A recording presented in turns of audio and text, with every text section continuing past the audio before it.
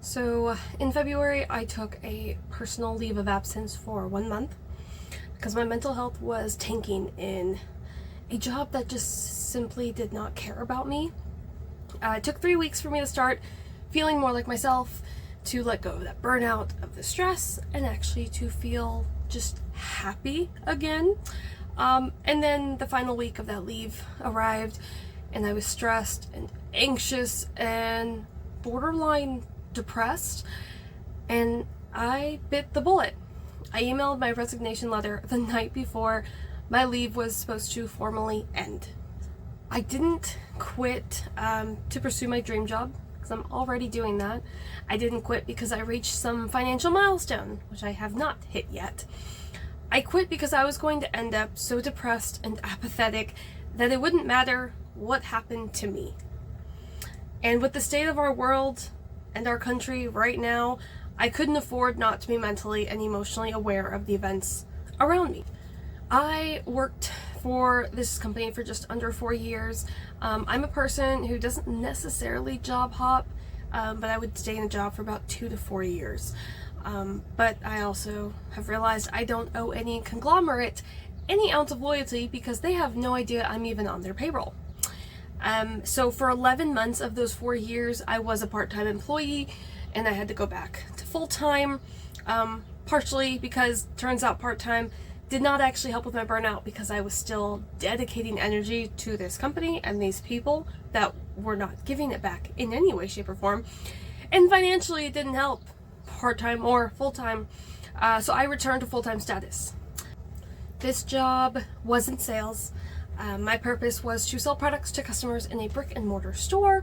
These customers came in to buy, not unlike a car dealership, where people don't really stop in to window shop 95% of the time, but we did sell expensive products, and I'm still debating on whether I will one day call out this company by name, but until I figure that out, just know the average person spent probably around $1,500 with us whenever they made a purchase. I have sold tickets that were valued about $150, and I've sold tickets valued at $15,000, so there was quite a bit of variation.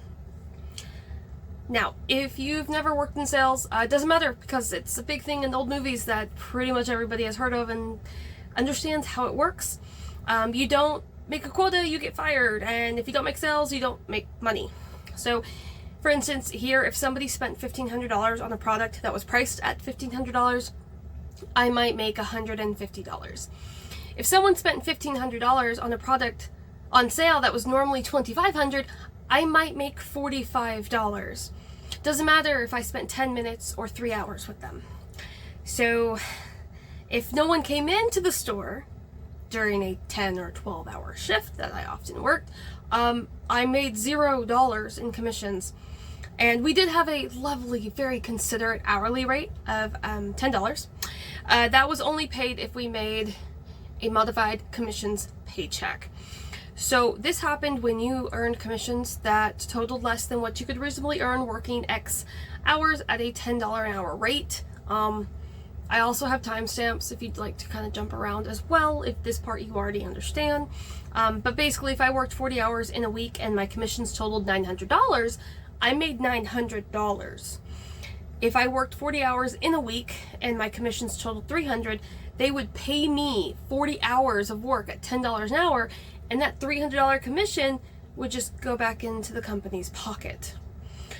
So I was usually in the top 30% of salespeople, but in the final 18 months, I slipped far down that totem pole because what was the point? I never sold enough sales to be in the 100K club that, yes, was actually a club that the company had and often pushed for. They brought in prospective employees, which was me 4 years ago, under the guise that we could make up to $75,000 a year, and that their top writers were doing $125,000 a year. I spent 4 years there, and I averaged hitting my quota by 75 to 110% roughly every month, period, quarter, however you want to look at it. And my highest year, I earned $44,000 before taxes.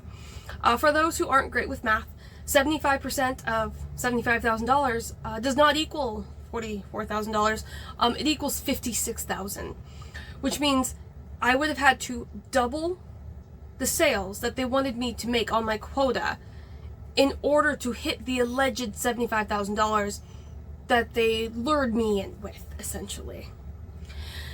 So, I have since adjusted talking. I wrote a script and I'm trying to say this as nicely as possible, although I don't need to because I'm not saying the company by name, so I can drag them through the mud. But all those estimates I made in the previous section about modified commissions paychecks, I wasn't working 40 hours a week, except when I was part-time and I was working like 32 to 36 hours a week. I was working 46 to 52 hours every single week. And holiday weeks, we would work up to 60. So you might be thinking, hey, it's more than 40 hours, you get overtime. No, sales does not work like that. They simply expect you to write enough tickets to cover the hours that you spent working there that week. So let's say on the days when nobody came in, which there were quite a lot of depending on the location your store was in, you simply made no money that day. And what was the company's response when we complained about not making money on certain days? You guys need to do more social media marketing. Get on LinkedIn and Facebook and sell our products on there to bring business in. Before anyone on here harps on me for finding my own buyers, essentially, I already do that for my books, for my freelancing services. And you know why? Those items can only be purchased online. These are brick and mortar stores with physical items somebody has to see and touch before they buy. These are also brick and mortar stores that are televised, radioed, flyered, physical signage advertisements.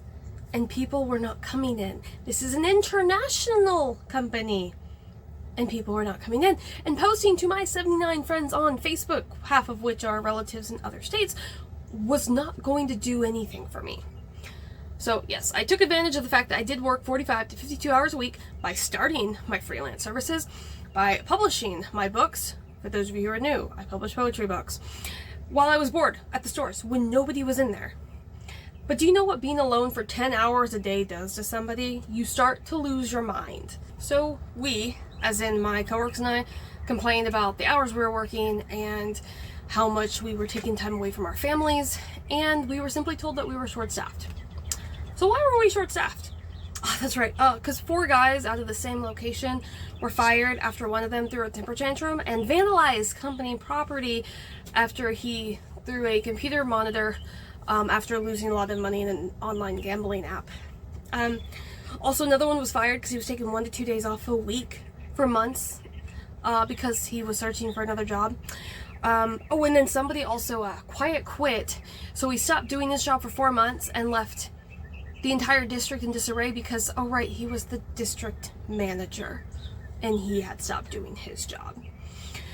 So, yeah, nobody was happy. Or maybe the gambling guys were happy. I'm not sure. Maybe they just had a bad day. Who knows? But we weren't paid for this overtime. We were expected to clean up other people's messes. We were expected to put in more hours than the 45 minimum that I believe it's the regional manager had put into effect within the last year or so, where he said as salespeople, we should want to work 45 hours minimum a week, even though we have no guaranteed pay for any of those 45 hours. Because his idea was, you know, if you're in the store, you'll make money, great, but you're not bringing people into the stores.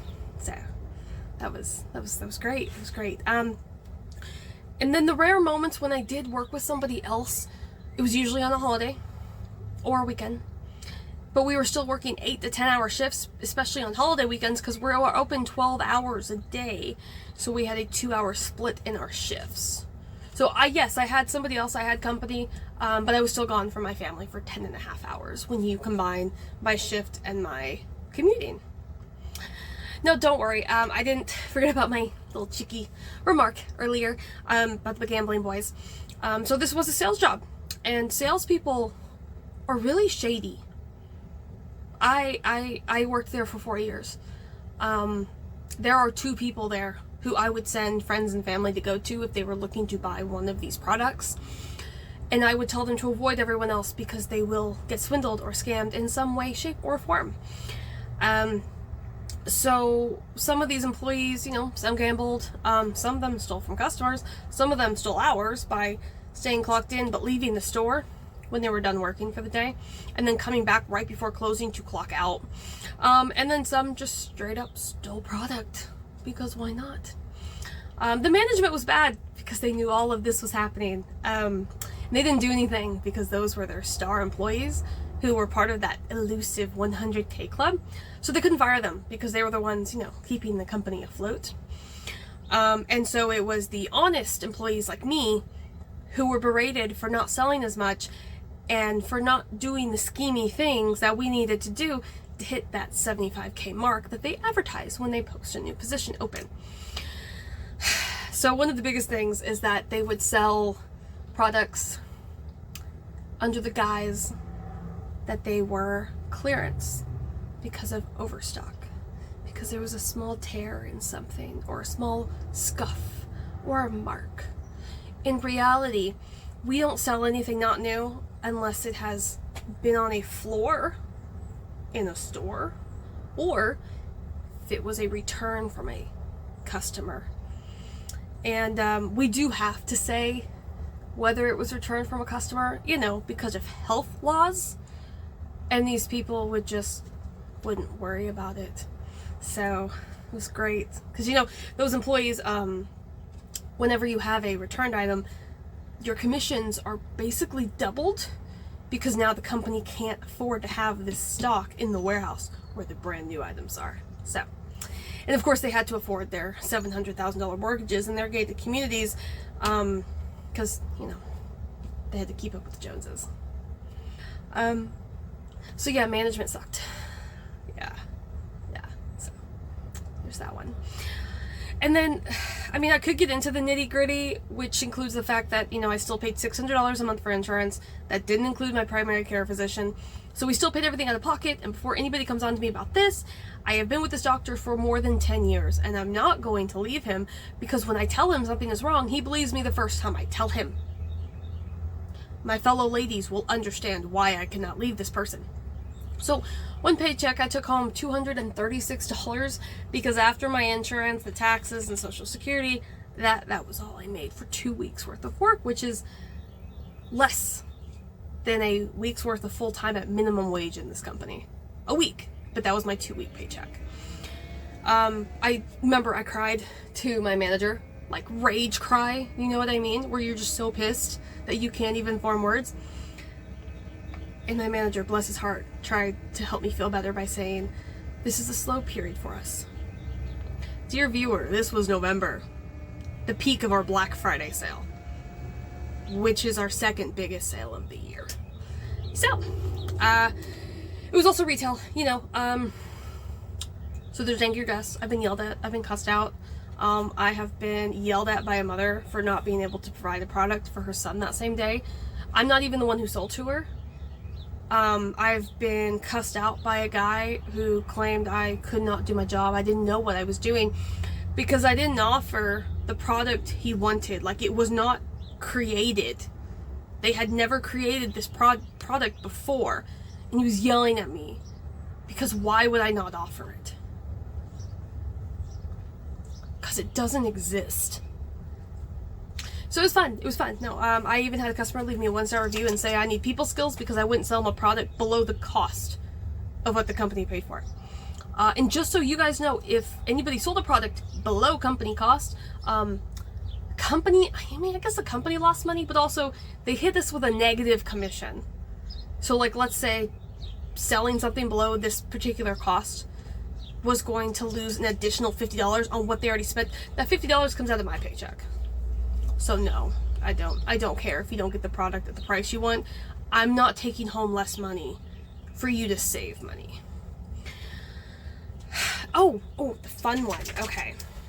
And if you hear that, that is my dog. So I worked alone most of the time. We worked in a glass box, essentially, because we're retail. And we have a store that is very big for window shopping, literal window shopping. You walk by, you look in, but you don't come in, right? And for one of these locations, there was a large homeless community. And these were not homeless people who had lost their homes because of jobs or changes in the economy. They were on drugs. I don't even know which I can say which drugs, because we knew which drugs based on how they acted. Think of the 3 worst drugs people talk about. It's those. A combination of all of those. They came into the store, verbally harassed us, very sexual in nature. They would not come in if a man was in the store. It was only me or another female coworker. One of them started throwing rocks at the window because where we sat, there was a huge window behind us, and they would throw rocks at it. One of them grabbed like a little cement piece from like a curb stopper maybe, flung that at the window. One of them licked the window. We complained about this. The male manager simply told us, it happens. People high on drugs will attack you. It just happens. We would talk to the female managers, and they said, if you act crazier than them, they'll leave you alone. Why were these our only options? And we told them, what do they do if they run at us? Because I had a taser, and they told me I couldn't bring it to work anymore because weapons weren't allowed. And I said, what if this guy runs in and tries to attack me? And I was told, grab a pair of scissors. So that, to do what? Cut him some string?